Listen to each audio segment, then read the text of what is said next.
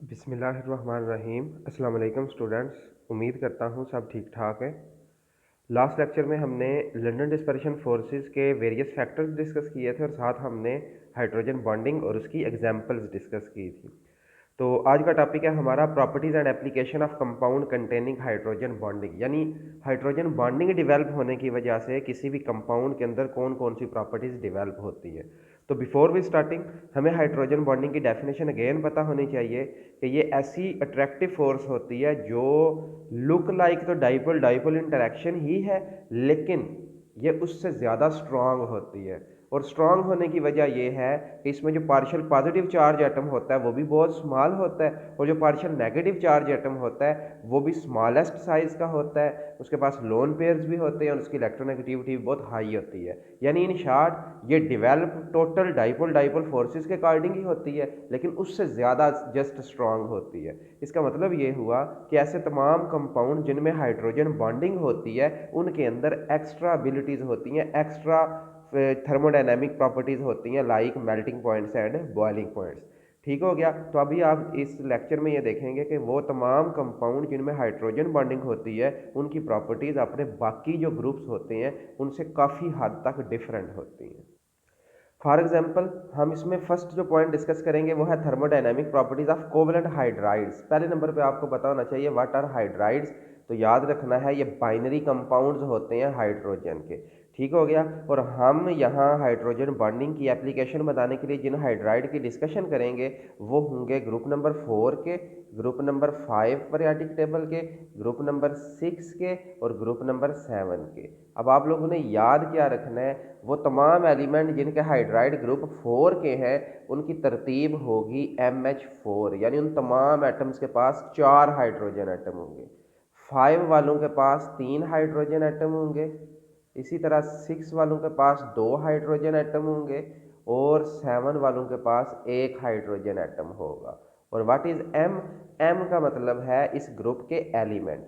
मसलन अगर group number 4 है तो उसमें एम की जगह आती है कार्बन आ जाती है, सिलिकॉन आ जाती है, जर्मीनियम आ जाती है, टिन आ जाती है, लेड आ जाती है।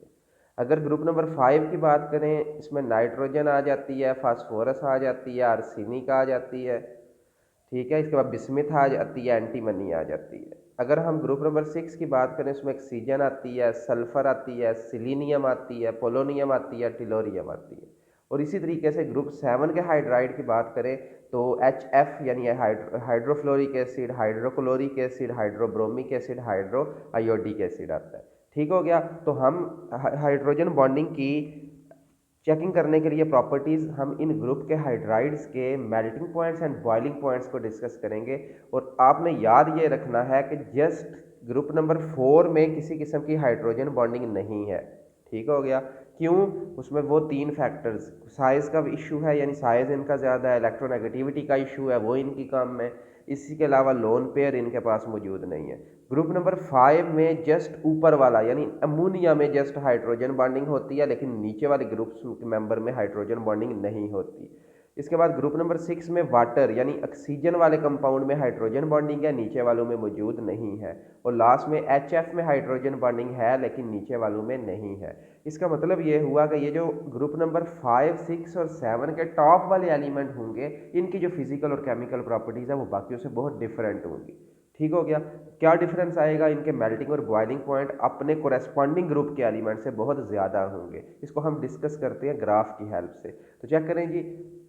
Again, hydrogen bonding exists in compound having partial positive charge hydrogen and highly electronegative atom bearing partial negative. और obviously कहता है such interactions will influence on physical property like melting and boiling point. Let us compare the physical properties of hydrides जो भी मैंने आपको बताए हैं group 4 के यानी MH4 टाइप के, CH4, SiH4 वगैरह वगैरह।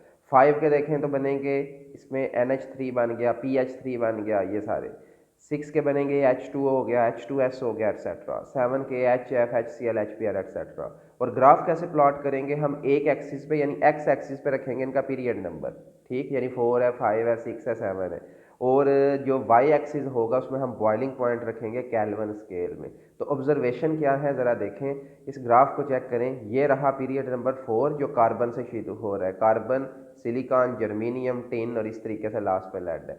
इसके बाद ग्रुप नंबर ये 5 है, ये 6 है, ये 7 है। तो पहली चीज़ आप ये देख सकते हैं कि जो ग्रुप नंबर 4 है इसके मेल्टिंग पॉइंट और बॉइलिंग पॉइंट बाकी तीनों ग्रुप से बहुत ही कम है। इसकी वजह क्या है? दो तीन वजूहात है। नंबर 1, ये almost non polar in nature होते हैं। नंबर 2, इनकी इलेक्ट्रोनेगेटिविटी इतनी हाई नहीं होती ज़्यादा, इसी वजह से नॉन पोलर इन नेचर होते हैं। साइज़ इनके बहुत बड़े होते हैं और इनके पास लोन पेयर भी नहीं होते। या इन शॉर्ट आप कह लें इस पूरे 4 ग्रुप में किसी किस्म की हाइड्रोजन बॉन्डिंग नहीं है। सिंपल डाइपोल डाइपोल इंटरेक्शन है जो डाउन द ग्रुप बढ़ती हैं। हमने पढ़ा था कि जो लंदन डिस्पर्शन फोर्सेज हैं, सॉरी डाइपोल डाइपोल नहीं, लंदन डिस्पर्शन फोर्सेज हैं, वो डाउन द ग्रुप बढ़ती हैं क्योंकि साइज़ बढ़ता है, पोलराइजेबिलिटी बढ़ती है। इसलिए इनके देख लें melting point boiling point down the group इस तरीके से बढ़ रहे हैं। अब आते हैं ग्रुप 5 में। देखें वैसे ग्रुप 5 में इसी तरीके से ऑलमोस्ट बढ़ रहे हैं, ग्रुप 6 में भी इसी तरतीब से बढ़ रहे हैं, 7 में भी। लेकिन आप लोग देख सकते हैं कि हर ग्रुप का जो टॉपर एलिमेंट है उसके मेल्टिंग और बॉइलिंग पॉइंट अपने बाकी ग्रुप मेंबर से बहुत हाई है।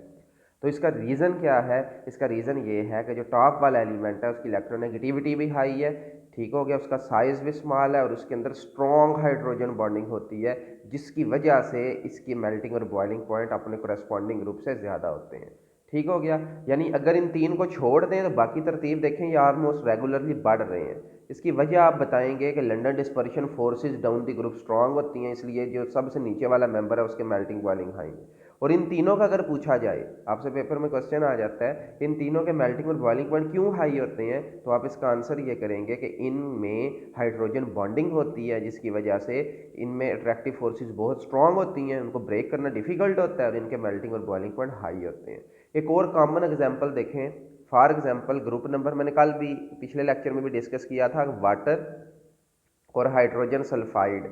मैंने आपसे कहा था ये लिक्विड फॉर्म में होता है, ये गैस फॉर्म में होती है, या ऐसे समझें इसके मेल्टिंग बॉइलिंग बहुत हाई है, इसके लो है। तो आंसर बताया था कि ये हाइड्रोजन बॉन्डिंग डिवेल्प करता है, इसमें हाइड्रोजन बॉन्डिंग नहीं होती। क्यों नहीं होती ये भी हमने प्रीवियस लेक्चर में डिस्कस किया था कि इसका साइज ऑक्सीजन से बड़ा होता है। हालांकि मैंने आपको बताया था दोनों के पास दो दो लोन पेयर हैं, दोनों के पास दो दो लोन पेयर है, लेकिन साइज सल्फर का बड़ा है और इलेक्ट्रोनेगेटिविटी इसकी कम है। इसका मतलब है इसमें हाइड्रोजन बॉन्डिंग है और वाटर में देखें ड्यू टू हाइड्रोजन बॉन्डिंग ये लिक्विड स्टेट में होता है, और इससे नीचे वाला जो मेंबर है इसमें हाइड्रोजन बॉन्डिंग एब्सेंट है, ये गैस फॉर्म में होती है। तो ये सारे रीजंस हैं जो हमने डिस्कस करने हैं। यही चेक करें, पहले नंबर पे यहाँ से यहाँ तक वो बताएगा ग्रुप 4 का क्यों लोएस्ट बॉइलिंग है, तो आंसर होगा कि ये इनके जो मालिक्यूल है बहुत स्मॉल है और इनमें पोलराइजेबिलिटी बहुत कम होती है। इसके बाद नेक्स्ट क्वेश्चन बनता है कि ग्रुप नंबर 5, 6, 7 के टॉप एलिमेंट्स जो है यानी अमोनिया, वाटर और HF, इनके मैक्सिमम बॉइलिंग पॉइंट क्यों है, तो यहाँ रीज़न होगा कि इनमें इलेक्ट्रोनेगेटिविटी इनकी हाई होती है, इनमें हाइड्रोजन बॉन्डिंग बहुत स्ट्रॉन्ग होती है, दैट इज़ वाई। एक और क्वेश्चन कि वाटर जो है रूम टेम्परेचर पे लिक्विड है और हाइड्रोजन सल्फाइड और ये सारे गैसेज हैं, तो इसकी वजह अभी क्या है, due to strong hydrogen bonding. इस पैराग्राफ में आपका बहुत इंपॉर्टेंट शॉर्ट क्वेश्चन बनता है, वो क्या है, गौर करें, हम कंपेयर अगर करें हाइड्रोजन बॉन्डिंग HF में और वाटर में, तो कल मैंने आपको प्रीवियस लेक्चर में बताया था कि हाइड्रोजन बॉन्डिंग उन मॉलिक्यूल में बहुत स्ट्रांग होती है जिनका साइज स्मॉल हो। अगर हम ऑक्सीजन और फ्लोरीन को कंपेयर करें तो फ्लोरीन का साइज ज़्यादा स्मॉल है, इसका मतलब है इसमें हाइड्रोजन बॉन्डिंग ज़्यादा स्ट्रांग होनी चाहिए। नंबर 2, लोन पेयर, तो इसके पास ऑक्सीजन के पास 2 लोन पेयर हैं, फ्लोरीन के पास 3 लोन पेयर हैं, इसका मतलब है अगेन इसमें स्ट्रांग होनी चाहिए। और थर्ड था इलेक्ट्रोनेगेटिविटी, इसकी 4.0 हाईएस्ट होती है पीरियोडिक टेबल में, इसकी जस्ट 3.5 है। तो इन तीन फैक्टर्स मैंने बताए थे जो हाइड्रोजन बॉन्डिंग पे डिपेंड करते हैं, तीनों HF के मॉलिक्यूल में ज़्यादा है। इसके ये साबित होता है कि जो HF का मॉलिक्यूल है इसमें हाइड्रोजन बॉन्डिंग बहुत स्ट्रांग होनी चाहिए और इसका मेल्टिंग बॉइलिंग वाटर से हाई होना चाहिए, ठीक। लेकिन एक्चुअल क्या होता है, वाटर में ज़्यादा स्ट्रांग हाइड्रोजन बॉन्डिंग होती है और इसके मेल्टिंग और बॉइलिंग सबसे हाईएस्ट होते हैं। तो क्वेश्चन है वाई, आंसर होगा कि जो वाटर का मॉलिक्यूल है वो बैक वक्त 2 हाइड्रोजन बॉन्ड बना सकता है, जबकि फ्लोरीन में जस्ट 1 हाइड्रोजन बॉन्ड है। इस वजह से वाटर में हाइड्रोजन बॉन्डिंग ज़्यादा स्ट्रांग होती है, यह आपने इस पैराग्राफ में जिक्र करना है। यानी आप लोग याद करें, मैंने आपको वाटर का बताया था कि वाटर के अंदर पिछले लेक्चर में 4 बॉन्ड टोटल होते हैं। 2 अदद कोवलेंट बॉन्ड ऑक्सीजन करती है और 2 अदद वो हाइड्रोजन बॉन्ड बना सकती है। आगे स्ट्रक्चर आएगा तो उसमें मजीद बताऊंगा। तो ये वजह है। तो चेक करें, it is interesting to know that boiling point of water seem to be more affected by hydrogen bonding than HF। Fluorine is more electronegative than oxygen, so we should expect HF in hydrogen bonding in HF be stronger than that of water, or as a result boiling point of HF should be higher than water. However, it is lower and reason ये सारा लिखा हुआ, fluorine atom can make only one hydrogen bond with electropositive hydrogen of the neighboring molecule, or water can form 2 hydrogen bond per molecule। ठीक हो गया। And 2 lone pair on oxygen atom, और ammonia can form only 1 hydrogen bond per molecule. ये इसका reason बनेगा। और last चीज़ अगर देखें, मैंने आपको बताया था कि टॉप में तो चले हाइड्रोजन बॉन्डिंग है, और अगर हम नीचे वाले मॉलिक्यूल को देखें, HCl को देखें, HBr को देखें, HI को देखें, तो मैंने आपको बताया था down the group forces strong होती हैं क्योंकि साइज बढ़ता है। तो यहाँ ये सारे जिक्र लिखे हुए हैं जो आप लोगों ने डिस्कस करने हैं। तो ये हाइड्रोजन बॉन्डिंग की हो गई पहली प्रॉपर्टी कि जो थर्मोडाइनमिक प्रॉपर्टीज़ है यानी मेल्टिंग और बॉइलिंग पॉइंट, वो हाइड्रोजन बॉन्डिंग से बहुत इफेक्ट होती हैं और बहुत ज़्यादा हो जाती है। Number 2, solubility.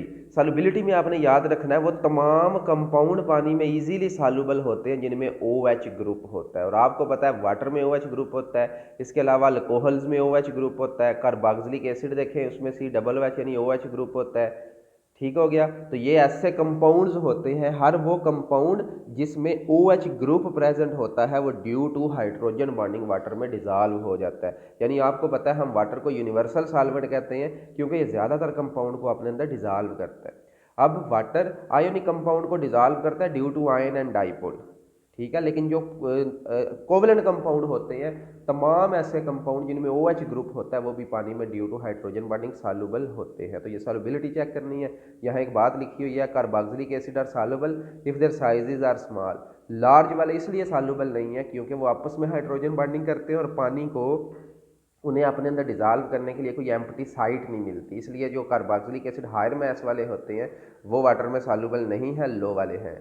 Hydrocarbon not soluble है, क्यों? क्योंकि वो नॉन पोलर होते हैं, उनमें कोई हाइड्रोजन बॉन्डिंग नहीं होती, इसलिए वो डिजॉल्व नहीं होते। इसके बाद एक और मोस्ट इंपॉर्टेंट क्वेश्चन, 2 इसमें से क्वेश्चन बनेंगे। Number 1, structure of ice. तो ये आप लोग आइस का स्ट्रक्चर देख सकते हैं जिसमें एक ऑक्सीजन एटम ने कुल 4 बॉन्ड बनाए हुए हैं। 2 हाइड्रोजन एटम से ये कोवलेंट है, और मैंने आपको बताया था डॉटेड लाइन वाले 2 हाइड्रोजन बॉन्ड है।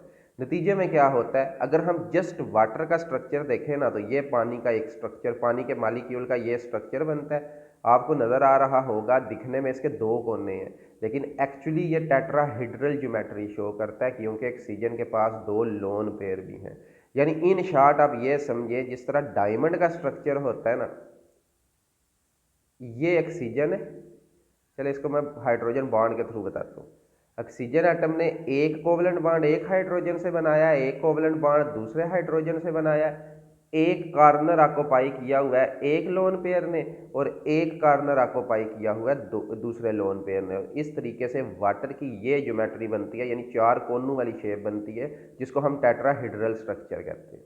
अब व्हाट इज आइस, आइस कैसे बनती है और वाटर और आइस में डिफरेंस क्या है? याद रखें, जब पानी लिक्विड स्टेट में होता है तो आपको पता है मॉलिक्यूल मूव कर सकते हैं, फ्लो कर सकते हैं। इस वजह से क्या होता है, पानी में ये 2 बॉन्ड तो मस्ट एग्जिस्ट करते हैं, लेकिन ये जो 2 हाइड्रोजन बॉन्ड पानी बनाने की प्रॉपर्टी रखता है, ये कभी बन रहे होते हैं कभी टूट रहे होते हैं। ठीक, दोबारा बता रहा हूँ, लिक्विड स्टेट में मॉलिक्यूल मोबाइल हैं, तो ये जो ऑक्सीजन ने 2 हाइड्रोजन बॉन्ड बनाए हैं, कभी ये बनते हैं कभी ये टूटते हैं। इन शॉर्ट ये हाइड्रोजन बॉन्डिंग स्टेबल नहीं होती, सिर्फ ऑक्सीजन के ये 2 बॉन्ड स्टेबल होते हैं। ठीक है, लेकिन अगर हम वाटर को क्या करते हैं, फ्रीज करते हैं, उसका टेम्परेचर लो करते हैं, उसके नतीजे में क्या होता है, उसमें ये हाइड्रोजन बॉन्ड स्ट्रॉन्ग डिवेल्प होना शुरू हो जाता है। हर ऑक्सीजन एटम कुल 4 बॉन्ड बनाता है, 2 कोवलेंट बॉन्ड जो H2O के फार्मूले के अकॉर्डिंग है, और 2 हाइड्रोजन बॉन्ड जिससे 2 चेंजेस आती हैं। एक, थ्रू आउट पानी का जो स्ट्रक्चर है वो रेगुलर हो जाता है, यानी हर जगह जिस जगह से भी जो पॉइंट भी चेक करेंगे वहाँ ऑक्सीजन ने 4 बॉन्ड बनाए होंगे, 2 hydrogen bond 2 covalent bond. Number 2, दूसरी चेंज ये आएगी कि वो फिक्स्ड हो जाते हैं अपनी अपनी जगहों पे। लिक्विड में मैंने बताया था कभी हाइड्रोजन बॉन्डिंग डिवेल्प होती है कभी टूटती है। इतनी स्ट्रांग नहीं होती, इतनी स्टेबल नहीं होती। लेकिन जब वो सॉलिड स्टेट में आ जाता है तो मॉलिक्यूल अपनी अपनी जगहों पे फिक्स होते हैं, जिसके नतीजे में आप लोग देख सकते हैं पानी के अंदर एम्प्टी स्पेसिस क्रिएट होती हैं। यानी जब आइस बनती है तो यू कैन से 9% ज़्यादा स्पेसिस ऑक्युपाई होती है। अब यहाँ से एक चीज़ गौर करें, जब स्पेस ज़्यादा ऑक्युपाई होगी, वॉल्यूम ज़्यादा होगा तो डेंसिटी कम हो जाएगी। इट मीन जब पानी चेंज होगा बर्फ़ में, आइस में, तो उसकी डेंसिटी कम हो जाती है। और आपको पता होना चाहिए हर वो चीज़ जिसकी डेंसिटी कम होती है वो ऊपर फ्लोट करती है। इसी वजह से आप डेली लाइफ में देख सकते हैं कि जो बर्फ़ है वो हमेशा पानी के ऊपर तैरती है। तो आपका क्वेश्चन बन सकता है why ice floats on water, तो ये पूरा पैराग्राफ आप लोगों ने कवर करना है। ठीक हो गया। अगेन बता रहा हूँ, लिक्विड स्टेट में जो मॉलिक्यूल है वो कंटिन्यूस स्टेट ऑफ मोशन में होते हैं। हाइड्रोजन बॉन्डिंग उनमें बन भी रही होती है, हाइड्रोजन बॉन्डिंग उनमें टूट भी रही होती है। लेकिन जब हम पानी को फ्रीज करते हैं, यहाँ से मैं रीड करूंगा, when temperature of water is decrease, ice is form, molecule become more regular, regularity extend throughout the whole structure, empty spaces are created, that is why water freeze 9% more spaces and its density decrease, और result is that ice floats on water. तो ये सारा question बनेगा। और structure मैंने आपको बताया कि डायमंड की तरह का टेट्राहेड्रल होता है। इसकी एक और प्रॉपर्टी जी, एक तो ये क्वेश्चन बन गया, और दूसरा इस पानी की डेंसिटी या बर्फ़ की डेंसिटी कम होने की एक और बड़ी इंपॉर्टेंट एप्लीकेशन है, that is in aquatic life. यानी इक्वेटिक लाइफ का क्या मतलब है कि जो समंदर वगैरह होते हैं या वो इलाके, वो ममालिक जिधर सारा साल बर्फ़ जमी रहती है, वहाँ क्या होता है, याद रखना है, वहाँ भी फुल, अगर समंदर है फॉर एग्जांपल किसी मुल्क में, और सारी वहाँ बर्फ़ वगैरह अगर बनी रहती है सारा साल, तो वहाँ भी जो नीचे वाला पानी होता है वो नॉर्मल होता है। यानी यू कैन से उसकी जो डेंसिटी होती है जो बहुत हाई होती है, और वो पानी एज इट इज़ मौजूद रहता है। मतलब इन शॉर्ट अब मैं आपको बताता हूँ, अगर हम पानी की बात करें, अगर वाटर फ्रीज होता है तो आप लोगों ने याद रखना है कि जो वो पानी जिसका टेम्परेचर 4 डिग्री सेल्सियस है, इसकी डेंसिटी मैक्सिमम होती है। ठीक हो गया। इसका मतलब है कि जो वो ममालिक जहाँ सारा साल बर्फ़ जमी रहती है, वहाँ भी बर्फ़ जस्ट ऊपर वाली सरफेस पे होती है। ठीक है। अब मैं पानी की कुछ लेयर्स बना रहा हूँ, लाइक ये एक पूरा समंदर है, ये हम हमें यही नज़र आता है कि बर्फ़ जमी हुई है, तो ऑलमोस्ट याद रखना है वो बर्फ़ ऑलमोस्ट सिर्फ ऊपर वाले एरिया में होती है। कैसे, इसी को एक्सप्लेन करते हैं। दूसरा ये जोन बनता है और तीसरा नीचे वाला जोन बनता है।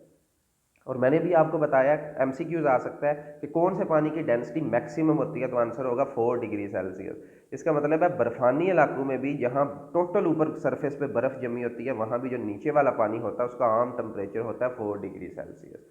यहाँ जो पानी होता है उसका टेम्परेचर 4 से अबव होता है। ठीक, यानी 4 से अबव जितना भी टेम्परेचर है उसकी डेंसिटी 4 वाले से थोड़ी कम होती है, इसलिए ये थोड़ा ऊपर होता है। और जो टॉप पे पानी होता है वो 4 डिग्री सेल्सियस से लेस टेम्परेचर वाला होता है। 4 डिग्री सेल्सियस से लेस वाला, क्यों? क्योंकि 4 डिग्री सेल्सियस से जो लेस वाला पानी होगा उसकी डेंसिटी सबसे कम होती है, 4 वाले की मैक्सिमम और 4 से कम वाले की मॉडरेट होती है। अब होता क्या है, जब वहाँ टेम्परेचर यानी 0 से बिलो होता है तो बर्फ़ बनती है, तो याद रखें वो बर्फ़ सरफेस से डाउनवर्ड बनना शुरू होती है। ठीक हो गया। यानी ये जो बर्फ़ है वो ऊपर से किधर बनती है, नीचे। लेकिन जब एक सफिशेंट मोटी लेयर बर्फ़ की बन जाती है तो ये बतौर इंसुलेटर काम करती है। इंसुलेटर काम करेगी तो क्या होगा, वो जो ऊपर वाली हीट है जो बाहर वाली, उसको नीचे नहीं जाने देगी, जिसकी वजह से क्या होगा, नीचे वाला पानी नॉर्मल रहेगा और जितनी एक्वेटिक लाइफ है वहाँ वो इजीली सर्वाइव कर सकती है, उसको कोई लिविंग प्रॉब्लम का सामना नहीं होता। तो ये पॉइंट है जो आपने कवर करना है। क्वेश्चन आ जाता है कि fish and plant survive under blanket of ice for month, how? तो ये सारा देखें, low density of ice than liquid water at zero cause water in pond and lake to freeze from surface to downward. एक बात, यानी ऊपर से नीचे बर्फ बनती है। Water attain the temperature 4 by fall of temperature in surrounding, और as the outer temperature become further cold water at the surface become less dense, यानी ऊपर वाले की डेंसिटी कम होती है और less dense water below 4 stay on the top, और वो जो बर्फ वाला पानी ऊपर रहता है और स्टेज रीच इट फ्रीज, यानी वो जम जाता है, द लेयर ऑफ आइस बर्फ बनती है, insulate the water under the, थोड़ी इस तरीके से वो लाइफ सर्वाइव करती है। ये application. Cleansing action of soaps and detergents, तो आपने याद रखना है कि जो सोप्स एंड डिटर्जेंट्स हैं, स्पेशली डिटर्जेंट्स, इनके दो ग्रुप होते हैं, दो हिस्से होते हैं। एक हिस्सा इनका होता है पोलर, एक हिस्सा इनका होता है नॉन पोलर। आप इसको ऐसे समझिए कि ये डिटर्जेंट जो पानी में जिस साइड से हल होते हैं वो ड्यू टू हाइड्रोजन बॉन्डिंग हल हो जाते हैं, और जो इनका नॉन पोलर हिस्सा होता है वो पेंट को, ऑयल को और ग्रीस को अपने अंदर डिजॉल्व कर लेते हैं। तो जो डिटर्जेंट्स हैं उनकी सफाई का तरीका भी ड्यू टू हाइड्रोजन बॉन्डिंग है।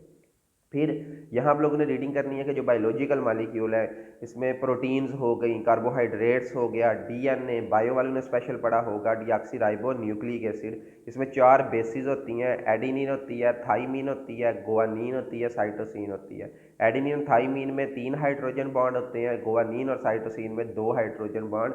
तो मुख्तलिफ तरह के बायोलॉजिकल मालिक्यूल जिनके ऊपर लाइफ डिपेंड करती है उन सब में भी हाइड्रोजन बॉन्डिंग होती है। आपने इसको अच्छे तरीके से रीड करना है और इसके अंदर से जो MCQs वगैरह वो आपने रीड करने हैं। ये स्ट्रक्चर देख लें, इसमें एडिनिन थाइमिन का जो आपको मैंने बताया। और one last thing, daily life में पेंट्स हो गई, डाइज हो गई, टेक्सटाइल मटेरियल हो गए, ये सब भी, यानी पेंट है अगर फॉर एग्जांपल तो वो भी वाल से चिपकता है ड्यू टू हाइड्रोजन बॉन्डिंग। डाई कहते हैं ऐसे तमाम कंपाउंड जो कलर देते हैं, ठीक है, जिस तरह हेयर डाई भी होती है, कपड़ों के लिए डाई मौजूद है, तो वो डाइज भी कपड़े के साथ या धागे के साथ चिपकती हैं ड्यू टू हाइड्रोजन बॉन्डिंग। बिल्कुल इसी तरीके से टेक्सटाइल मटेरियल यानी कि जो फाइबर वगैरह होता है, जब वो उसको बुनते हैं या कपड़ा बनाते हैं तो उसके साथ भी जो कलर वगैरह होता है और एक धागा दूसरे धागे से जो जुड़ा होता है क्लोथिंग में, वो भी सारी हाइड्रोजन बॉन्डिंग की वजह से होता है। हाइड्रोजन बॉन्डिंग ही उन्हें स्ट्रेंथ देती है और एक दूसरे से आप यू कैन से अटैच होने के लिए ताकत फराहम करती है। तो ये पोर्शन है आपका हाइड्रोजन बॉन्डिंग और इसकी एप्लीकेशंस। ठीक हो गया। इसके बाद हम इस चैप्टर का लास्ट पोर्शन करेंगे लिक्विड क्रिस्टल और फिर सॉलिड स्टेट शुरू करेंगे। तब तक के लिए अल्लाह हाफिज़, थैंक यू वेरी मच।